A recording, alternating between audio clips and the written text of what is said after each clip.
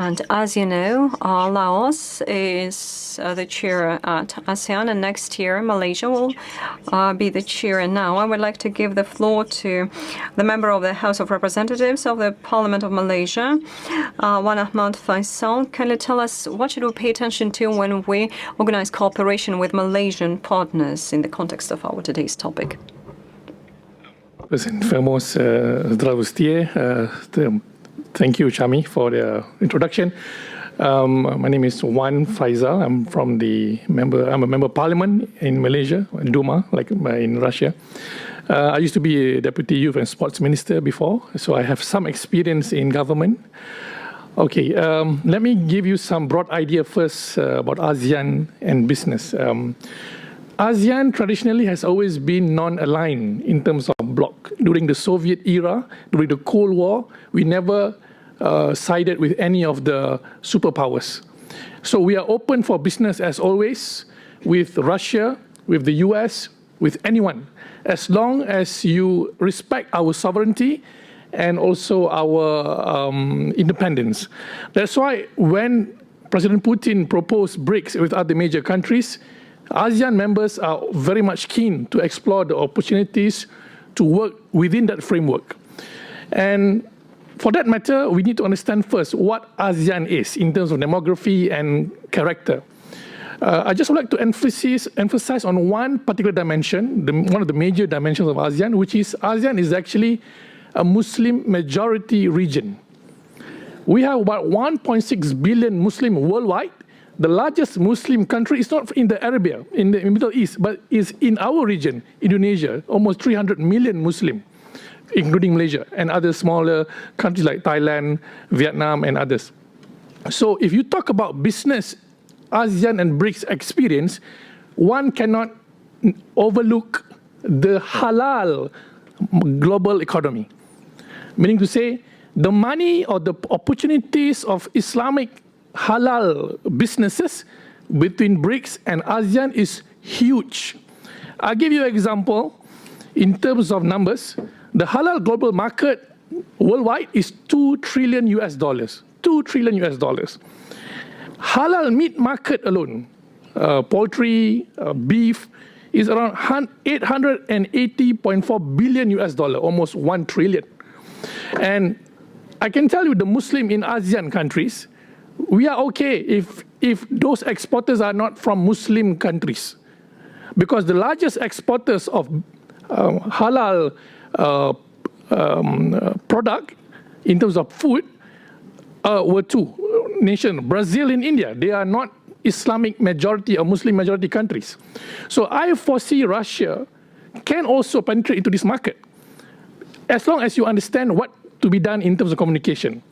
First and foremost, I think the issues facing Russian businesses in Malaysia, as I've gathered from some of my colleagues from the embassy and also from the Malaysian business counterpart, of course, we are facing challenges in terms of sanction. US unilateral sanction against Russia impacting Malaysia-Russia businesses. One thing for sure, most of Russian and Malaysian businesses are afraid to do deals or transactions because of that sanction. But Malaysia as a government, we do not recognize unilateral sanction. We only recognize multilateral sanction by the UN Security Council.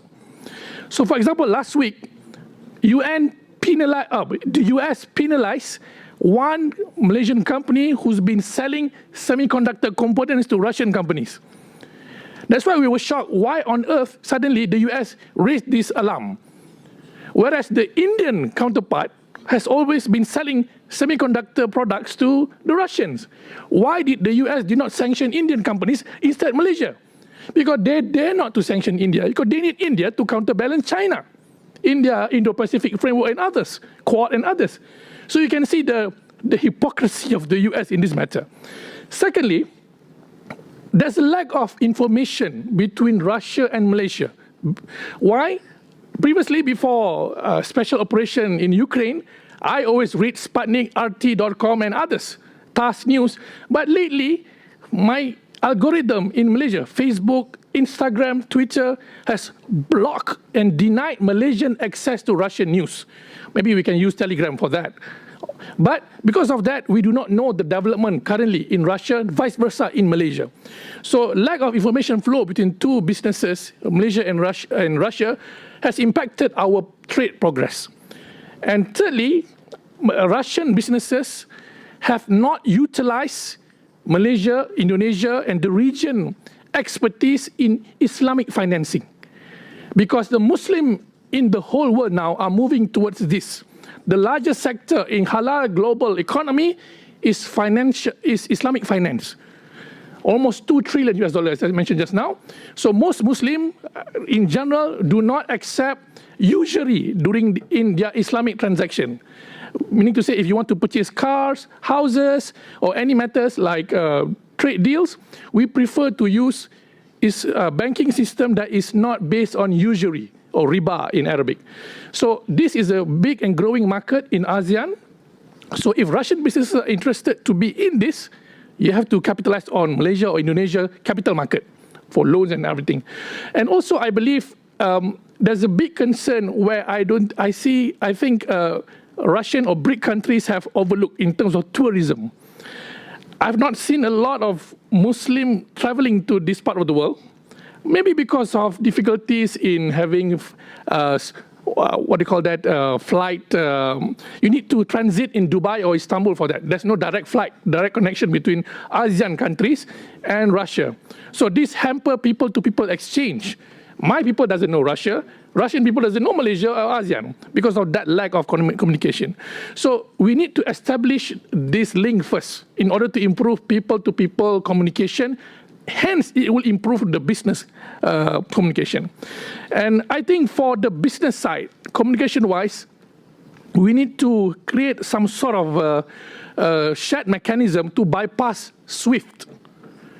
Maybe a ruble clearinghouse, we already have yuan clearinghouse in Malaysia between Malaysian bank and also Chinese bank. So if we have this sort of mechanism, we can grow our trade in various aspects.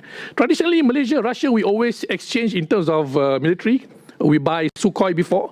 We also barter trade using palm oil during my fourth Prime Minister, Dr. Mahathir, and President Putin in 2000. So we only limit by that. I think there can be more market access, like pharmaceutical, agricultural product, and also fashion. I believe fashion could be one of the sector that can be established between Russia and Malaysia and ASEAN. When I went to Ekpoforum last year, I saw creativity among Russian Muslims in producing clothing. So this could be one of the areas that I believe we can develop further. But again, as I said, we in Malaysia do not know the fashion design in Russia, what kind of clothing you're wearing or what kind of fashion houses you have, unless the information being established at the news level. So we have to find ways for that to be established. And I believe despite the sanction that we face now, we can march through by working within a multilateral platform. A few days back, I was in a forum, in a panel with the Eurasian Economic Union. So I talked to the members. If we face sanction bilaterally between Russia and Malaysia especially, then we need to find a further new framework of multilateral so that we can establish a free trade agreement between Eurasian Union and also ASEAN, for that matter, or Malaysia. If we can do this, I'm sure trade can flow better between Russia, Malaysia, Russia, ASEAN, and vice versa. So maybe that's all I can share for the time being. Thank you, Chami, for the opportunity. Большое спасибо вам за... Thank you very much. What do you think? I'm addressing the speakers. Is that necessary knowledge? Is it easier for you to work with the counterparts who know your culture and language? And does it have any positive impact on the project implementation? A couple of minutes for... Malaysia and Singapore alike, we were a former colony of the United Kingdom, British. So our main language in business would be English. So those who can speak English would have easy, I would say, access to Malaysian market, especially at the corporate level, when you deal with legal firms, taxation and others. Also from our government side, most of our civil servants are English speaking, able to speak English. But of course, like all other ASEAN countries, if you could speak our local language, which is Bahasa, not much different from Indonesia. Malaysia and Indonesia, we share the same root of language, Bahasa Melayu or Indonesia. That would be bonus. But culturally, as I mentioned just now, Malaysia being a majority Muslim countries, there are certain do's and don'ts. For example, sometimes you deal with more conservative Muslim in Malaysia, ladies and men cannot shake hands. Those are some peculiarities that must be observed. But in other matters, I think, for example, in Malaysia, we rarely have wine during our dinner meeting, after party, there's no such thing. Very quite straightforward in terms of business deal.